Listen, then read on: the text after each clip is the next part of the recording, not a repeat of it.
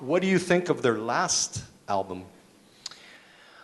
Good question. Buona domanda. When it first came out, I didn't really think very much of Quando it. è appena uscito non ci ho pensato molto, veramente. I think it's still probably my least favorite. È uno dei miei album meno preferiti. Why? But to say, well, just because it feels very hermetically sealed È to me. molto ermeticamente chiuso. And very cold. È molto freddo.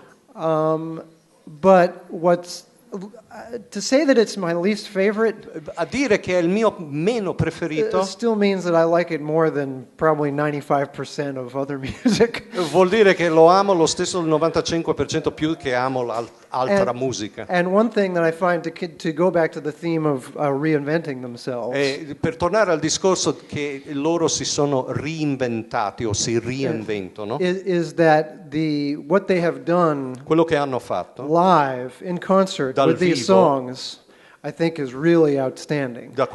con queste canzoni dal vivo è veramente strabiliante. They've added a second drummer. Hanno aggiunto un secondo batterista. Why? Well, because the percussion arrangements on the album were so complicated. E per via che la batteria, il suono sugli album era talmente complicato. Yeah, the album wasn't really recorded as much as it was assembled. L'album non era tanto inciso quanto proprio messo insieme come in una catena di montaggio. Yeah. The 5 members of the band all sort of went off I and 5 membri se ne sono andati per conto loro recorded their own samples. e hanno inciso i loro provini And then they came back together and tried to piece them together. e poi like sono a puzzle. tornati insieme e hanno cercato come un puzzle a metterlo tutto insieme. And when the album was done, they really weren't sure whether they could ever play any of those songs live. Quando l'album è stato completato non erano molto sicuri che avrebbero potuto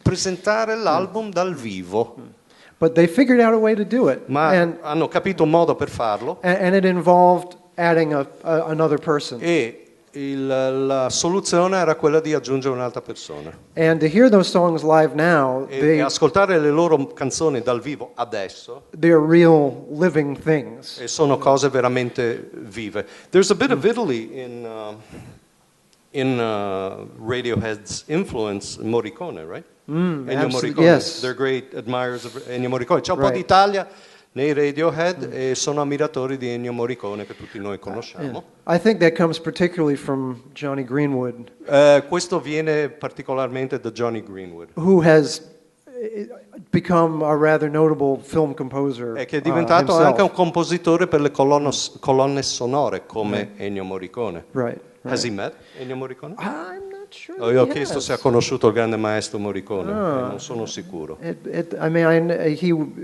just recently made a record with Penderecki, the Polish composer. Johnny Greenwood ha appena fatto un album insieme al compositore polacco, Penderecki. Yeah, and that was I think probably a high point of his Questo career. era il massimo della sua carriera. Il giornalista è andato via, ma aveva una domanda che le posso fare io. The journalist went away with the question: How much longer do you think we're going to still see them, Radiohead? Quanto ancora li vedremo insieme i Radiohead?